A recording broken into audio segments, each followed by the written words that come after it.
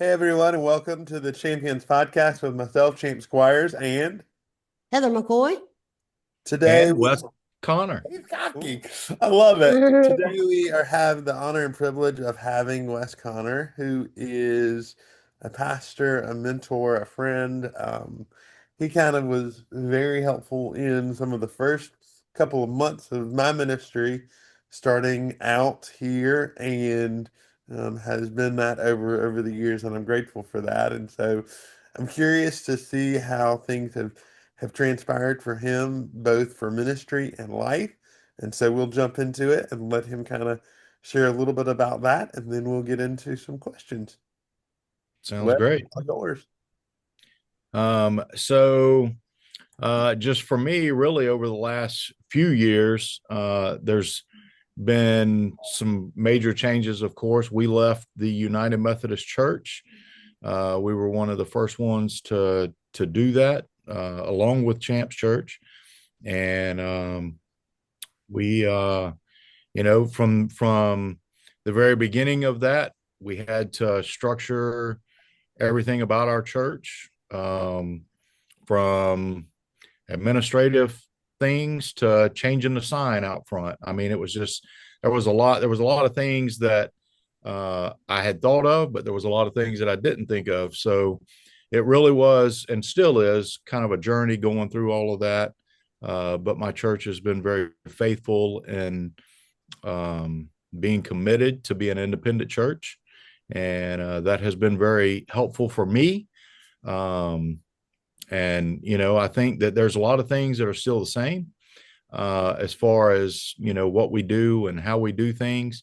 We are very focused on Methodism, and making sure that we bring that word from the scripture. And It's just been a really good transition for us. Been a few struggles here and there, but overall it's been really good. And so that's been the last few years of ministry, really. A lot of learning curve, but I think that we've managed to get through all of that very well. We've seen growth, so that's been a positive as well. That was a big step for us to go in a direction that was very unknown at the time. And so, anyway, they've been very faithful. Congregation has been very faithful, and it's been a good change for us. It really has been.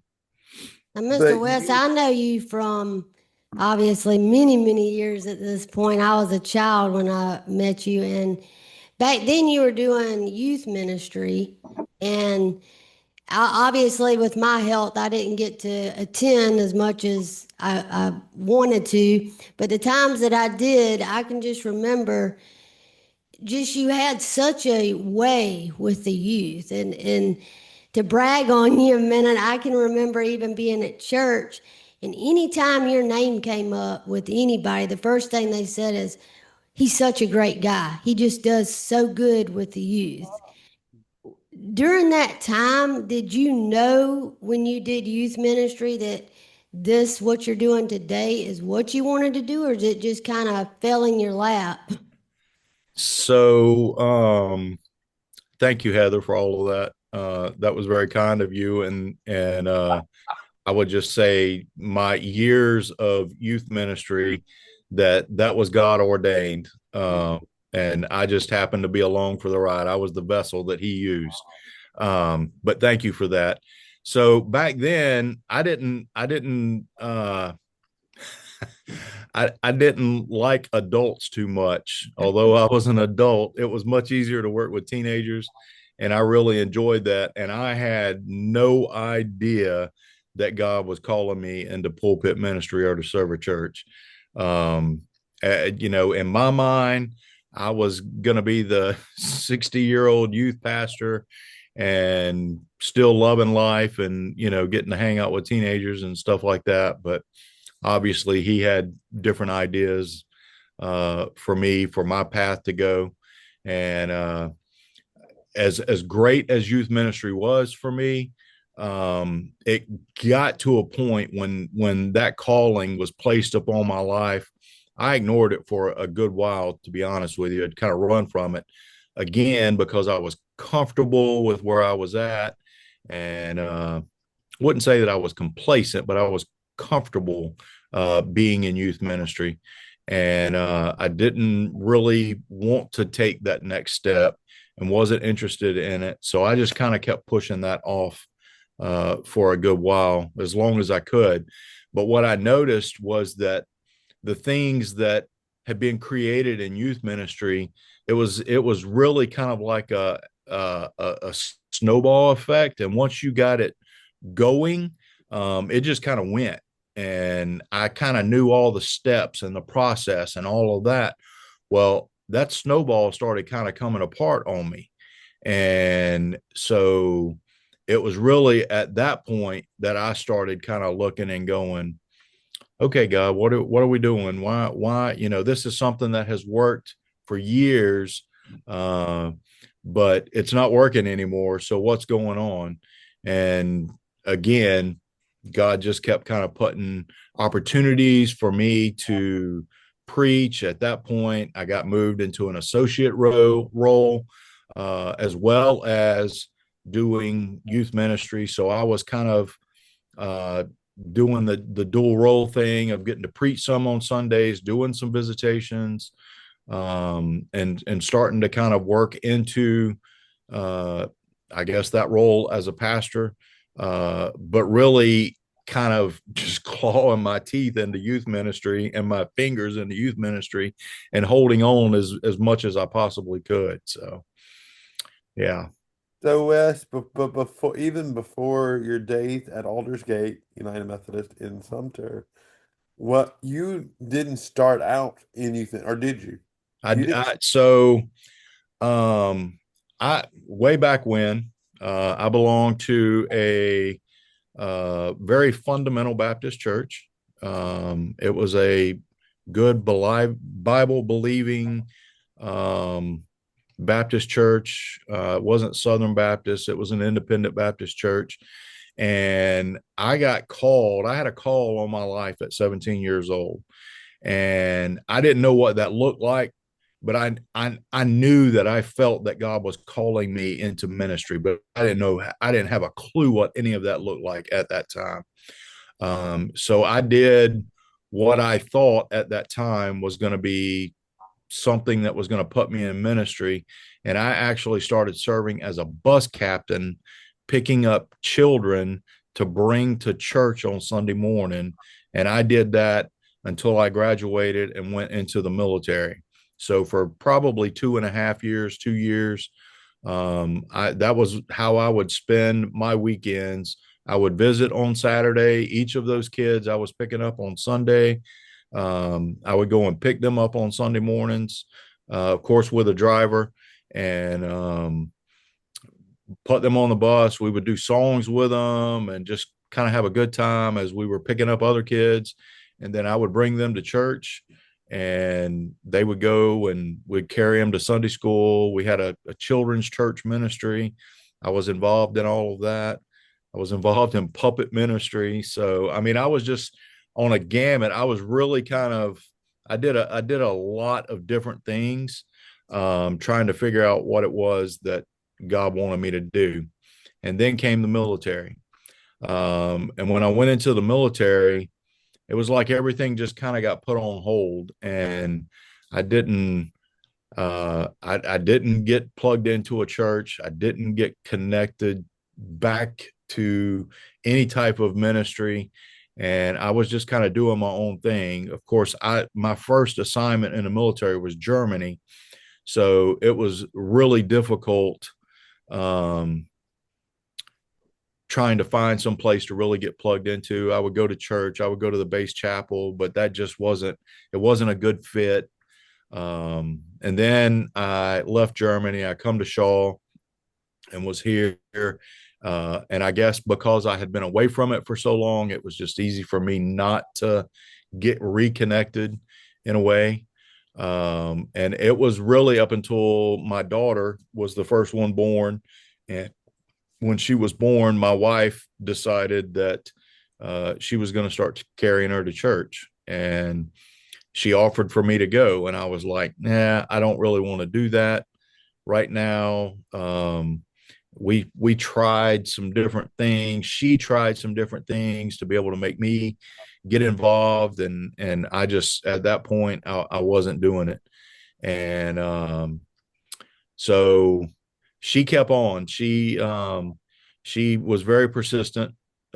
She would get up every Sunday morning. You going to church with me this morning? No. But she was just constantly persistent. And then she said, one Sunday, she said, I really wish you'd go to church with us. I really like this small church. It was Dazzell Methodist, United Methodist at the time. Wow. And she said, there's a guy over there that I really think you'll connect with. His name is Billy Lewis. And I was like, all right, we'll see. So I got up and got dressed that morning and went to church. And sure enough, I mean, we pull up in the front of the church, and I don't know if Billy knew I was coming that day or not, but he met me at the door. Like I couldn't even get my door open. He was opening the door for me. And it was like there was an instant bond that happened between me and Billy Lewis at that point. And his wife at the time was Diane, or still is Diane, but she was doing youth ministry at the time at Dazzell, had a very small group over there. And it was only weeks. And she was like, uh, you need to be doing youth ministry with me. You need to be helping me in youth ministry. You need to come and check this out. I feel that God is calling you into this. And I was like, no, there's no way. I was trying to stay away from it as much as I possibly could. Probably after a month or so goes by, I went on a Sunday afternoon to MYF at the time. And I mean, it was like hook, line, and sinker the first time I went. All of that from the past come kind of calling back. And that was kind of my step into it. Diane, as I got more involved, Diane kind of was a good servant in stepping out and allowing me to kind of run with it. And I mean, it just transitioned, all of that transition there. So I started um, working with kids, going into youth ministry. And that was really kind of the first transition that I had into youth ministry. I did that for, wow, I did that for a couple of years at Dazzell. And in 2000, I had a very significant life changing event that happened. I was working for a heating and air company.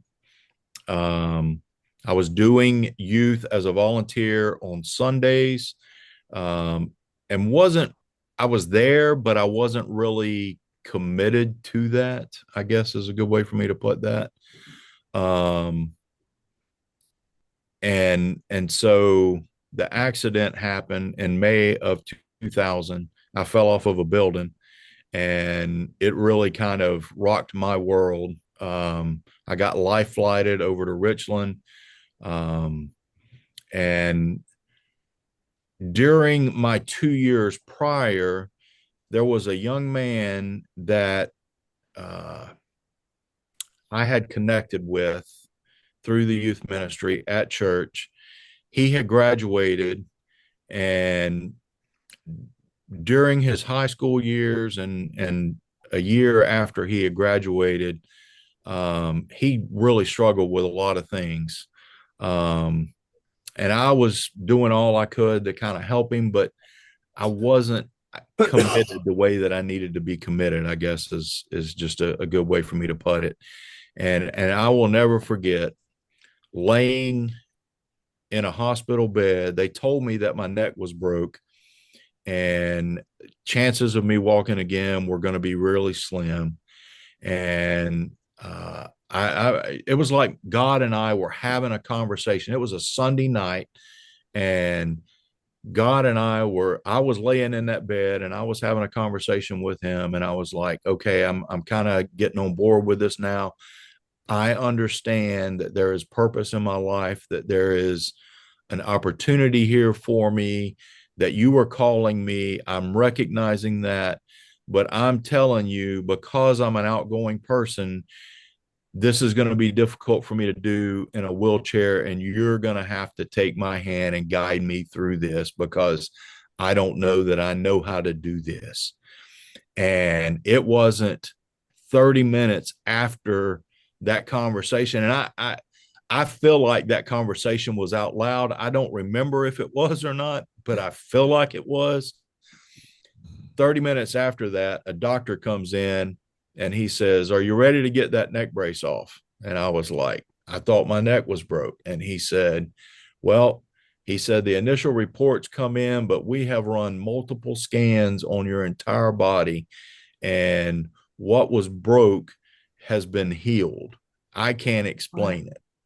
And I just looked at him and I said, I can explain it. I know exactly what it was. It was the hand of God that fixed whatever it was that was going on in my neck. And he took the neck brace off. I come off of a backboard. I went to a regular bed. I spent one more day in the hospital and I went home on Tuesday. So I went from not knowing if I was going to walk again to being home with my family. My body was still really beat up. Um, not knowing what direction I was going. I knew that I wasn't going to be able to work again. I was, it was really a challenge for me to move around, but I was moving around. Um, and pretty much at that point, I was no holes barred. I was all in, and I was pretty gung ho to get into youth ministry at that point.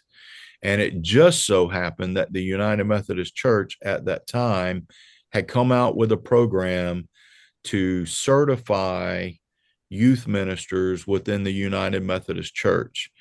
And I was in the first class that they did that through Columbia College. Got my certification. Took about a year and a half to get all that done. Um, got my certification, and I was, again, no holes barred. I went from a youth ministry of a handful, maybe eight, to we would have 60 kids there on Sunday afternoon. Um, and it was, I mean, our church kids was only eight. So it was, they were bringing all of their friends, and their friends were bringing friends. And I mean, it was just chaotic at times. Um, but it was absolutely incredible. And it was all God's doing. It had nothing to do with me. I just committed to Him to be the vessel again. And so that was kind of how youth ministry started. And like from there, I got a call to go to youth ministry, or to Aldersgate, to a paid position. Again, I was a volunteer at um, Dazzell, and it wasn't. I didn't. I still was on disability, so that was kind of paying our bills as best they could. And I was doing everything as a volunteer, and I was intent that I was staying at Dazzell. Again, I was comfortable there. Um, you'll hear that word used a lot. But I got a call to go to Dazzell. It was actually from a friend of mine. And Kipper Ackerman was the youth leader at the time at Aldersgate. And one of the students, I had connected with her family. One of the students that was in Kipper's group, her dad called me and he said, "Wes, Kipper's getting ready to transition over to um, a choir director, and she can't do that and continue in youth ministry. So we're looking for a youth person to come over here. It's a paid position, yada, yada, yada." I'm not interested. That was my comment. I'm not interested. I was comfortable where I'm at. I'm not interested. Kipper called me the next day. She said, Wes, I'm getting ready to leave. She said, this is a program that I've built, and I want somebody that's going to come in here and love on these kids like I have loved on them. And I know you will do that. And I was like, Kipper, I'm just not interested. I'm staying right where I'm at. The pastor called me. He's like, Wes, please just come over here and interview with us. And I was like, okay, I'll at least do that. I will come and interview with you. So I did. I went over, I interviewed with him, and the head of PPRC, when we finished the interview, he said, well, we're in a position to offer you the job. And I said, I'm not interested in it. And he said, well, let me just tell you what we're going to offer you. And I was like, all right. So he goes through and he tells me all of that. And I'm just sitting there looking at him like I'd already told him I'm not interested. But he said, what do you think? And I was like, well, I said, I'll give you this. I said, let me talk with my wife.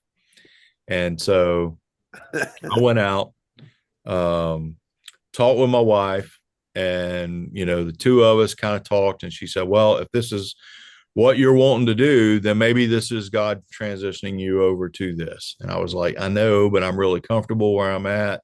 Our bills are paid. I really want to see this come to fruition at Dazzle. This has been really great. Um, and anyway, end result, I changed. I went over to Aldersgate in 2023, September of 2023.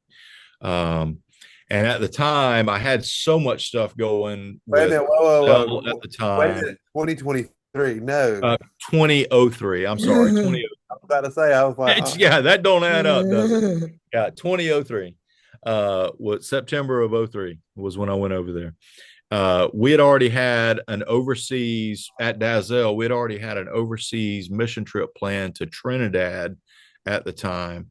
Had a couple of students from Dazzle that were going on that, um, and it it was we were excited about it. We had contacts that we had made over there through a guy named Richard in Colombia that come from Trinidad, and basically what we were doing was carrying school supplies and clothing in luggage, and we were going to go door to door in this small village in Trinidad, and we were just going to distribute stuff to the kids, whatever they needed. And so, anyway, I had a couple of students at Aldersgate that said, we're interested in going and being a part of that. So I carried 4 students over there on my first trip. And those 4 students, we did exactly that. We went with literally 700 pounds of clothing and school supplies was the max that we could carry. They were all in these huge rolling duffel bags. Um, and we got picked up at the airport. We got brought into this house, to this lady's house that we had never met before. And she was just so warm. Her name is Patsy. I still am in contact with Miss Patsy today. Um, but it was just, she was absolutely wonderful. The environment was wonderful for the kids. And every day we would grab our packs and we would walk down dirt roads, half paved roads, and literally go door to door, knocking on doors. And the people in Trinidad were just so awesome. Um, we would go into their house. They would offer us tea. We would play with the kids. I mean, they had no idea about us or who we were, but it was God. It was God's movement in that community. And so we come back from that trip and immediately started working on another trip that was even bigger. I think I went with the second trip. I carried 15 or 16 kids with me on that trip again. And we got to go into orphanages that time around. And it was just absolutely amazing. A great family hosted us, somebody that was connected to Miss Patsy. Um, And so that was just a really cool opportunity. And again, youth ministry just blew up from there. I mean, I couldn't even imagine what I had thought youth ministry should be like. God was like, let me show you something that's even bigger than that. Um, and so that led to foreign missions. I went to Jason Browder over at Wise Drive at the time. Told Jason, I said, Jason, I've got a young youth group. I'm used to doing Salkehatchie, um, which for those that might not know, that was a program through the United Methodist Church that still goes on today, where kids go and work on houses. But you had to be, I think, 16 by the date of the camp or something like that in order to go. And all my kids were not quite there yet. So I went to Jason and said, look, I've got all these kids. I'm good at this. I want to do this.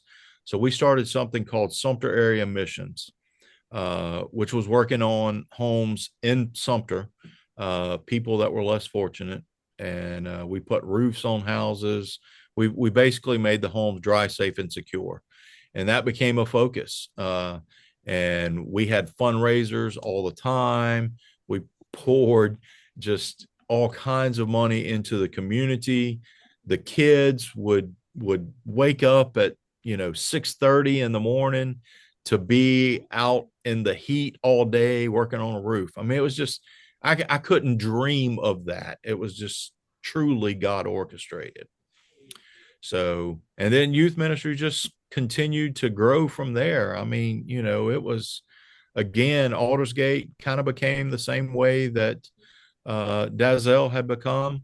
Our church kids invited their friends invited friends, and it blossomed and it grew. And Sundays, I kind of orchestrated that. Sundays was kind of a fun time. We was always tried to have a devotion on Sunday, short, but we would play games, we would eat, and then we would do short devotions.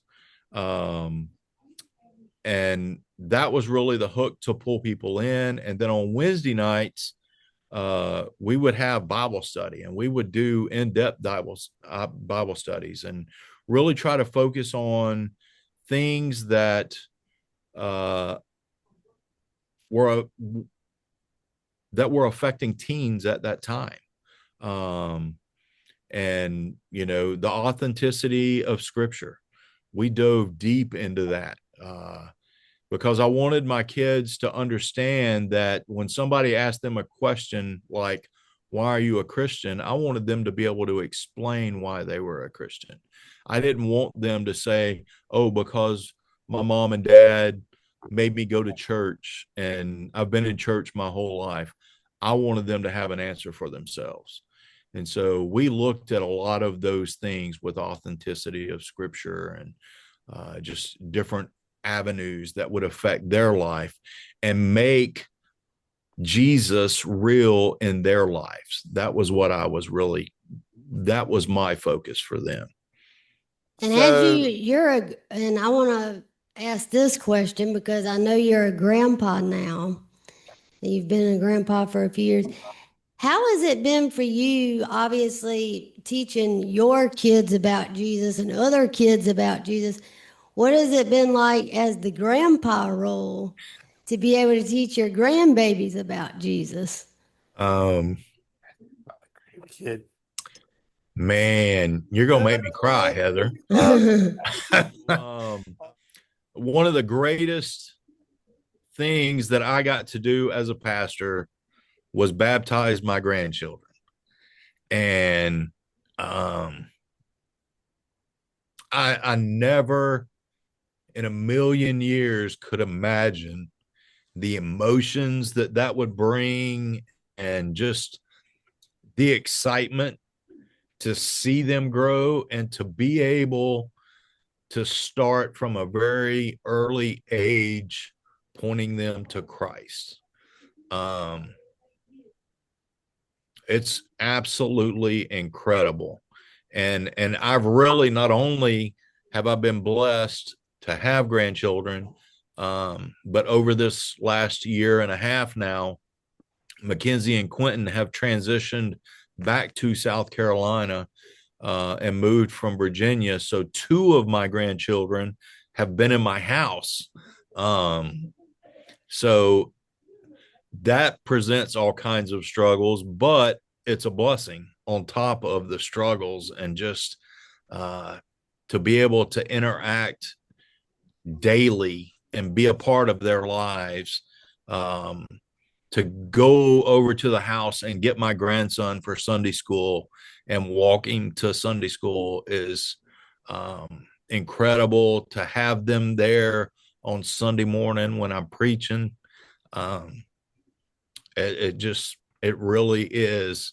Uh, I couldn't even imagine um, the emotions and the feelings that I have being able to do that. So it's a blessing. It really is. So it's interesting. So I want to take us a couple steps back. So Heather was started off with her history with Wes. Mine started, I think, in 2013. That Yep. was first time that you had taken a group of kids from Aldersgate to Black Swamp Salcahatchee, which Heather heard me mention a lot, which is where it originally originated from. And then the actual current assistant director at that Salcahatchee was one of Wes's kids, one of his first youth kids at Yeah. Aldersgate, who has now started doing youth ministry himself, youth and college ministry. And I don't know, it's interesting because no one is perfect, but I hear the thing that I keep hearing in this interview is persistence and denial, but persistence and denial and persistence and denial. And I think that just shows the authenticity of your walk and your journey, Yeah. as even as an adult. Because like at this point, being in it myself, I see that. And we think that all the people that are ahead of us or that are leading us have got it figured out, and they don't. Right. They are messing up along the way. And so, um, how do you do that? How do you teach that to adults now? Because I think that's one of the things we don't do in general pastoral ministry. We expect, like, we say we want to focus on youth, which is great because they're the next generation. Right. But I've always wondered, and especially now, do should we focus on adults or the general population of the church just the same way that we focus on teenagers? Like, should we turn Sunday mornings into a youth rally, honestly? That would be great if we could. The hype of that would just be awesome. So that's a great question, Champ.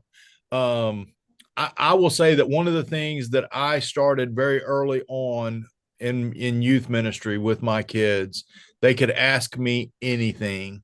I was an open book, and I would give them an honest answer, even if it wasn't something I wanted to tell them.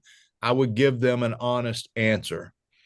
Um, when I stumbled or when I struggled, I wanted them to see that. I wanted them to see that I was not perfect, that I had some of the same struggles that they maybe deal with on a different level, but that I would do that. I have tried to carry that over into my pastoral ministry as well. And churches have a tendency of putting their pastor up on a pedestal and making them out to be something that they are not. Um, and we have seen it time and time again in the media, in the news. These pastors are placed up here and they stumble, they fall, and it wipes out a congregation. I want my church to not do that. I want them to know that I am there to serve with them, by them, Yes, I am their spiritual director and their leader, and I will do my very best to help them with that. But when I'm struggling with something, I want them to see that, and I want them to see that my struggles are just I'm no different than they are. Yes, I might get to spend a little bit more time in the Word, whether that's preparing for a sermon or a Bible study or whatever it might be. But uh, daily devotions, I struggle with my own personal daily devotion, and I shouldn't do that, but I do. I want them to see that I am real just like they do. Like life gets in the way, and the time that I have slotted for that devotion, it got covered up because I had a doctor's appointment, or this was going on, or I had to run a grandchild somewhere, or whatever it might be. um, I want them to see that. I want them to see that I have tough weeks. um, and then that transitions into, um, like youth ministry. My focus was, how can I get these kids plugged in? How can I make them feel like they are a part of something? And I think that needs to carry over into adult ministry as well. But because if you have people that are just filling, literally putting butts in a pew on Sunday morning, and that's all they're doing, then they have no value at church. They have no connection at church. But if they're serving, if they're out in the community and doing different things, if they're doing different ministries within your church, then they feel like they're a part of something, and no longer are they just there on Sunday mornings to check off a block or whatever it might be. But when something comes up, they say, "Oh, well, uh, I really need to be at church because I've got, I'm doing Sunday school this week, or I'm with the women's group and we've got this going on," and they feel like that they need to be at church. And if they don't have that, then they would say, "Oh yeah, I can do that. That's no problem. I'll just skip church this week, and I'll be there next week. It's no big deal. All I do is just go to church and sit in a pew and listen to some guy talk." So I think that the same idea that I have in youth ministry kind of carries over into adult ministry as well. I just had to, and this was a struggle for me because I was so mission oriented, and my mission was working on houses and doing those kinds of things and mission trips. I had to rethink ministry, and I had to rethink what ministry was going to look like, working with adults, especially, when I come into this church, it was a church of older adults. So I had to rethink what ministry was going to look like. And I think we've done an okay job of that. I would like to see more, uh, but when you're working with an older generation, you just have to take it, step by step, as best you can. So And you It, probably find too, like, and I'm not a pastor, so I'm not speaking from a pastor. There's two pastors in the room. I'm not one of them. But I would imagine that it's almost like teaching in school where you can use the same method, but it's not going to hit everybody the same. And so you have to almost like relate to every way that people absorb stuff and want to engage. Is that, and Champ, you can speak to that as well, but I would think that that's kind of true, whether it's adults or adolescents. yeah, most definitely, at least from my perspective, I would say that's definitely right. And you've got everything from my 3-month old grandson to somebody who's 90 sitting in a congregation on Sunday morning, and you've got to be able to try to figure out how you're going to relate to all of that. um, that becomes an issue. Um, so small churches, you don't have a lot of resources, so you have to rethink kind of the way you're doing things, and rely on a lot of different people. Where, as before I said, in youth ministry, I kind of created this snowball that was just kind of rolling. Well, now, and instead of this huge snowball, I've got this little snowball that I'm, trying to put together and put all the parts in it to pack it and kind of get it going. So it looks different, but it's still the same. Do you So enjoy it as much? Because I hear the snowball, and I love that analogy that I in not only in ministry, but like the start of ministry to the 5 years of ministry is yeah, different.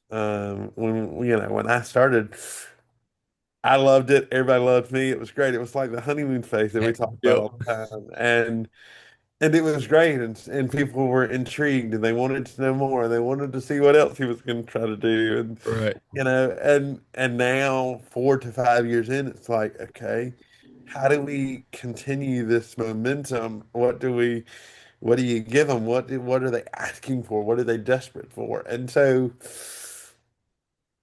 I don't know. I struggle in that line of yeah, ministry because I'm on the go all the time. And right, I love that about my life. But not everybody in the pew on a Sunday morning, the butt in the pew is not right, okay, I came, right, saw, I got the t-shirt. And we right, had a professor at Asbury, and I always thought this was interesting that churches sometimes are like museums. And they're supposed to be hospitals for sinners, but they turn into museums because you open the door, you grab the pamphlet, which is the bulletin, yep, you go through the exhibit, which is the sermon, and then you walk back out the door, and you wonder what happened. yep, So it's a challenge, but I think going back to even the question that I asked you about the commitment versus or the persistence versus the doubt. It's in those moments where you have to keep pushing through. yes, Of are these people? They might be, but they might be more tired of you if you just gave up and said right. the towel.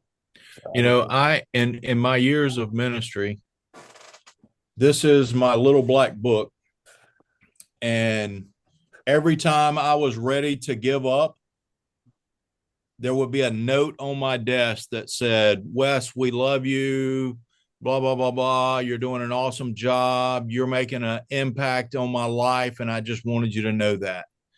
Every one of those are in this folder right here. I keep those.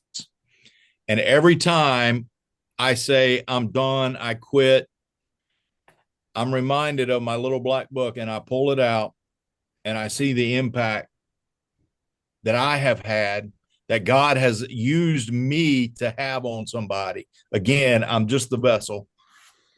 And it makes me want to continue on. That's the persistence. Um, so, Champ, my advice to you, get you a Yeah, black book. And every time, because I know people do that to you, they write you those little notes. Um, I just put one in there this morning, as a matter of fact. Actually, it didn't make it to the book. He just passed away, Homer Hunt.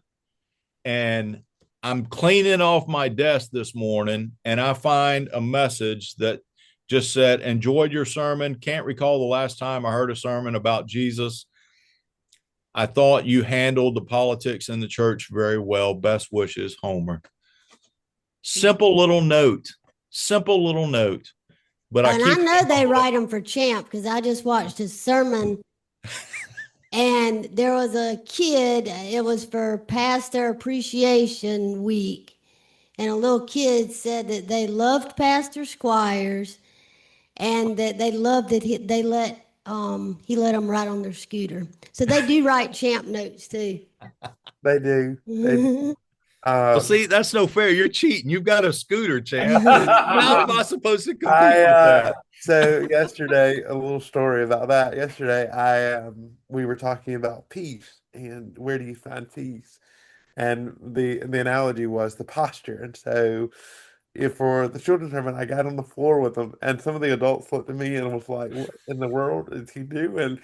And somebody said they looked over. I think they looked over to Kelsey and said, does anything surprise you anymore? And she said, well, no, not really. I mean, it's just, and I think that that is right. I mean, and Wes is also right about the little black book. All the cards that I've ever received, they go in a black box. Yep. Uh, the journals, Heather, Yep. that you heard me refer to, those are those are critical because They really are. when you go back and look, um, when you look at the start to the now, and I've said this before when Mom and I talked, that that was her way of getting through the diagnosis with Dad and seeing the faithfulness of God. And you'd go back to those journals and you'd say, on this day, this is what happened.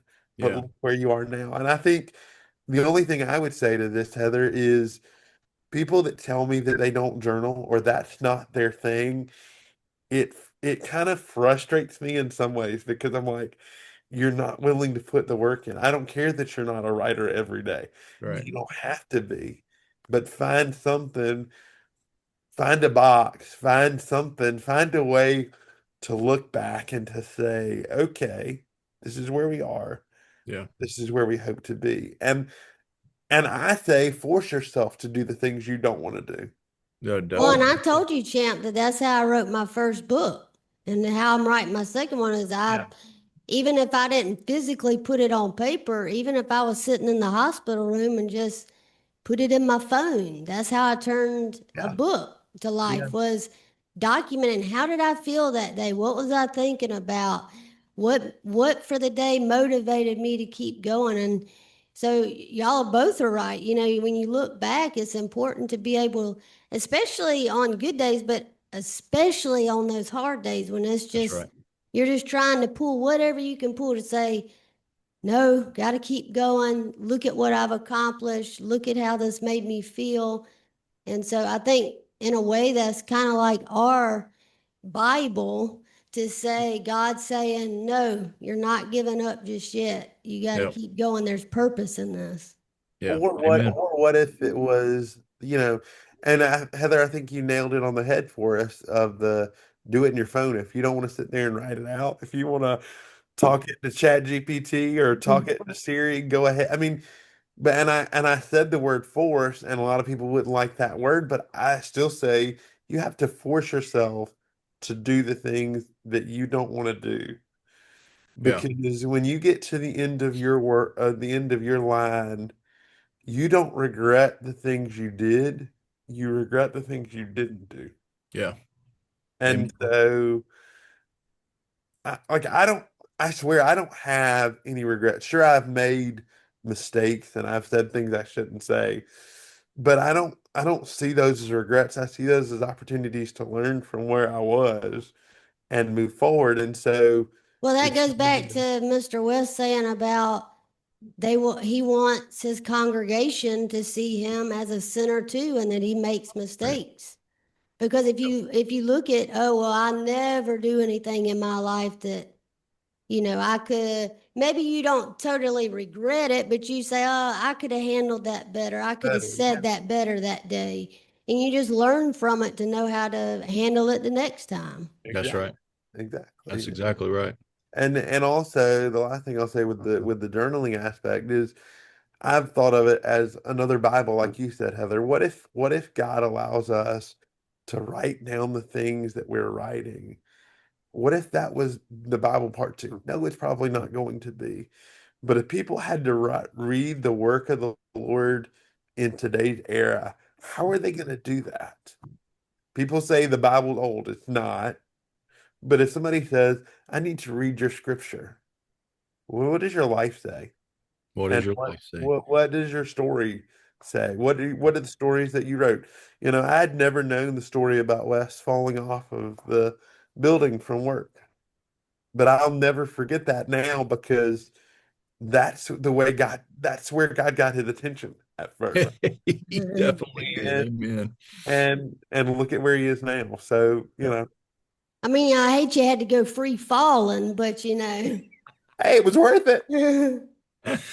he just And hit you on your back and was like, oh, there it is. Lord, I well, There it see is. you Pay know, you. attention. that's what happened. That's what happens when we're stubborn. So I want to ask Champ because obviously you've been more like a mentor to him. And I already said, and I'll say it again, that if I had to look back at all the youth pastors, I would say you definitely always have stuck out in my mind, just making it Thank you. so enjoyable and just, going and saying, hey, and like I said, with my health, I would have gone more if I could have. But the times that I did, I just remember going home and saying, man, that was so much fun. Mr. Yeah. West is just so much fun. Champ, what has it been like for you now that you're in the pastor spot to have seen Mr. West all these years as a mentor? How did he inspire you with your ministry? Well, he's just going to have to sit there a minute and take this. So just you'll get over it. You're welcome. You can thank me later. I think so. Wes was not really a youth pastor for me at first, because I kind of made myself. I stepped into the door without even asking. I have a way of going to things and not asking for permission. I just You I just just show ran your up. scooter in there I and do. said, hello. I just show up, and I like no regrets, no retreats, and no apologies for it. And so, and Lewis Chapel, where I grew up, had been going through and was going through some very strange leadership changes, and we didn't know where we were. And so, kind of the last or segment when I went to Salk in 2013, a lot of his kids ended up on the site that I was on, and they loved their youth pastor. They did. They adored him. It was like, okay, what do we do? And I remember he had two of his that would, after every night, I don't even know if you knew this, they would go and sit in the on the bathroom floor. Now, this bathroom floor was disgusting, but they would go in and sit on the bathroom floor and have conversations about the day of. And so it was kind of like that was just a dream to me. Like teenagers don't do that unless they don't even they weren't asked, they weren't forced, they weren't encouraged. They did it on their own because they saw the witness therein. And so that was intriguing. So we left. The following Sunday, I decided I was going to Aldersgate. Well, took it upon myself to take a mic. Wasn't even one of his kids. Um, I probably talked for 15 minutes. I don't regret it still. I mean, I did. Um, and I don't apologize for that. And I just remember being received. And like I said, one of his own youth became and still is to this day one of the best friends that I've ever known. And I look back now and I think my first month in ministry, there was a situation, and who did I call? Nobody else but Wes. And he really didn't know what to say or what to do. And he That's what. didn't need to say or do anything. Um, but he was present. And I think that's the kind of person we want to be. Um, I don't really apologize too well for who I am. I'm learning to grow.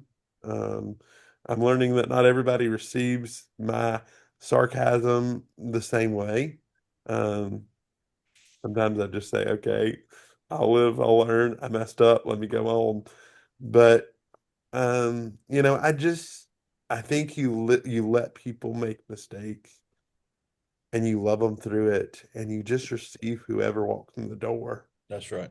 And I'm grateful for that. And I think, I tell people in ministry, I didn't really have mentors only unless I called on them. Like I was thrust into this whole deal and said, either sink or swim. And people get on me about my independence all the time. And I'm like, well, when you weren't given the tools, you learn to fight or flight. Yeah. And so that's how I've done it. And Has it always been my saving grace? No, but it's been a part of the journey. And so, and I think the last thing I'll say to this, Heather, is don't be afraid to ask for help. Yeah. Even if they don't give you the tools to succeed, you knock the heck out of a door until you get an answer. And I think Wes has been one of those for me. He was the first. Um, and I got scared because I thought there was a season where he was going to step out of ministry for both family situations and grandchildren and all of those things. And I'm grateful that he hasn't, because a lot of people don't know how to do that. A lot of people are scared of failure and watching your kids fail. And I don't think he is. And that's just I've been a benefactor of the screw up at times, but the screw up that turned into the write up, basically. Mhm. And so it's not about, I'm not in for success. I just got fortunate and blessed. And so when God gives you a blessing, you don't just say, no, I'm not interested. You can, but the end result will be detrimental. And so I mean, when you can, like Mr. West did a few times, but God's just you going to might have end you up on a you rope might and end pull up on your you back. Yeah, in. you might. And I've already, I didn't, I've not ended up on my back. I've ended up on it a couple times. I've ended up on my pride, but Yep. I'm grateful for it. I really am. Amen. Yeah, and I Amen. think it's just like seeing you two is so awesome for me because you both kind of have similarities with the way you want to be that Bible preaching church. You want to get Amen. everyone's attention. You want people to see that, hey, I may Sometimes make I a do, and sometimes mistake, I but don't. I'm not perfect.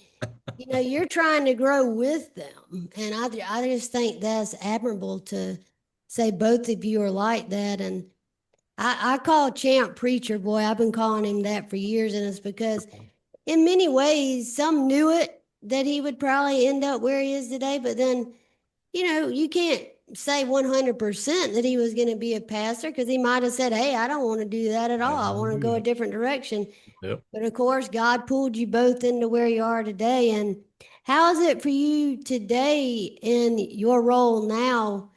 Like, are you, not to say like you're more satisfied, but more, I guess the word is just fulfilled? I am uh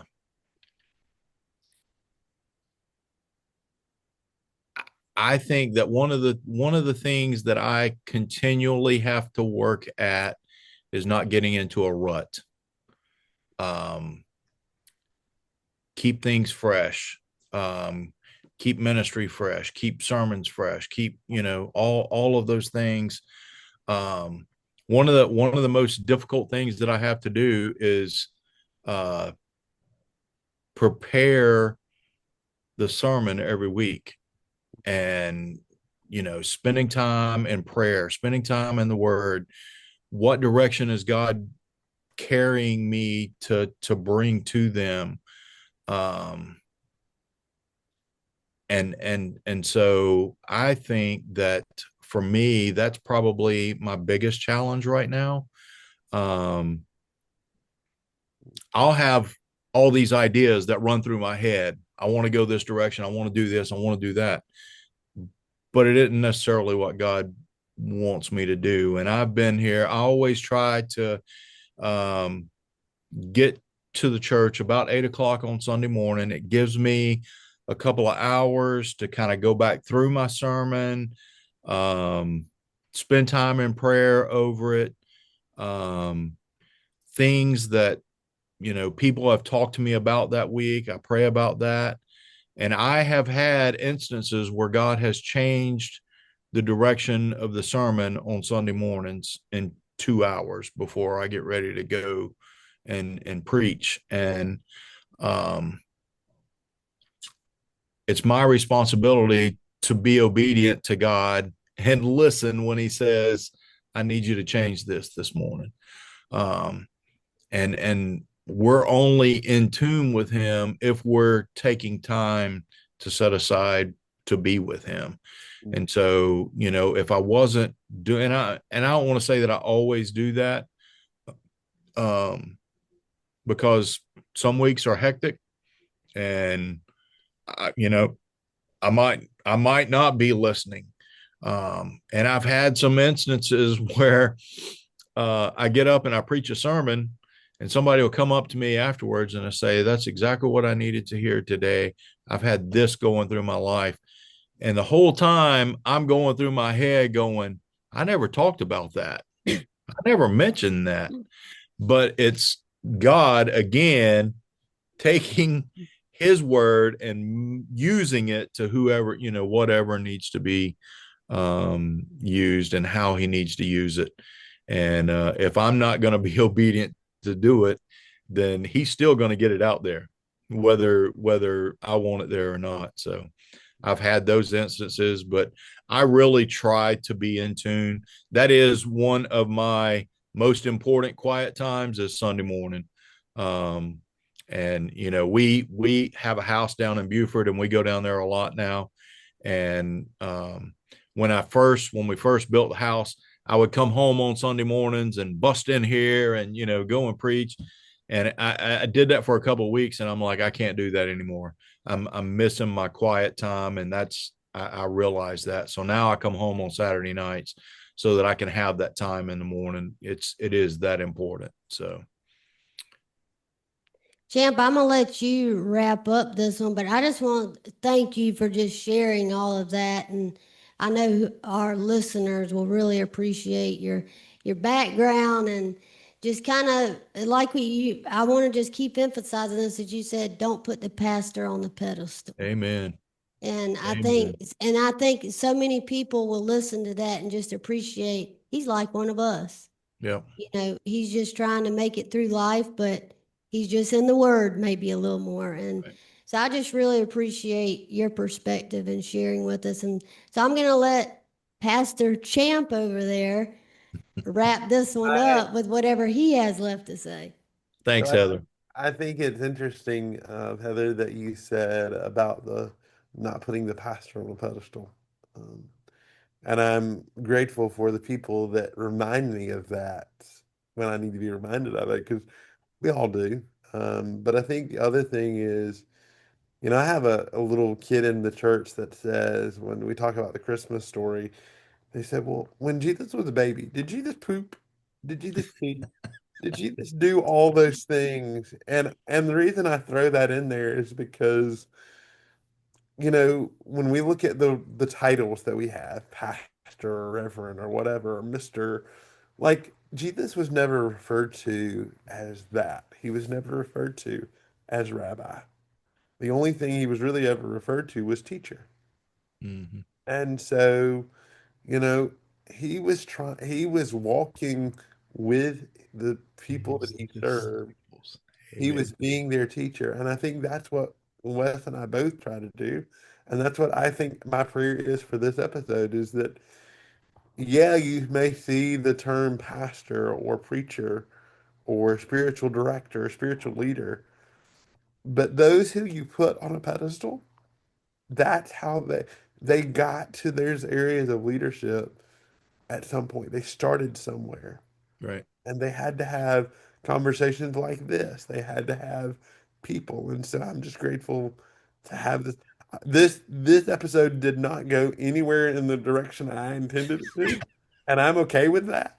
I didn't think Wes would talk this long. I was like, oh, Sorry. but no, I loved it. But I thought it was great because I hope that that's what you see is the genuineness of the compassion of the heart of the servant. And that's what it is. Life is a opportunity to serve. So use it and treat it such. So we And hope I you just enjoy. want to say with the ending that Mr. West, you still got it because you had my attention the whole time. You did. I wasn't bored. If Well, I we if I was I bored, I'd say, appreciate you both. well, we hope y'all enjoyed this episode of the Champions Podcast, and we'll see you back again next week. God bless you all.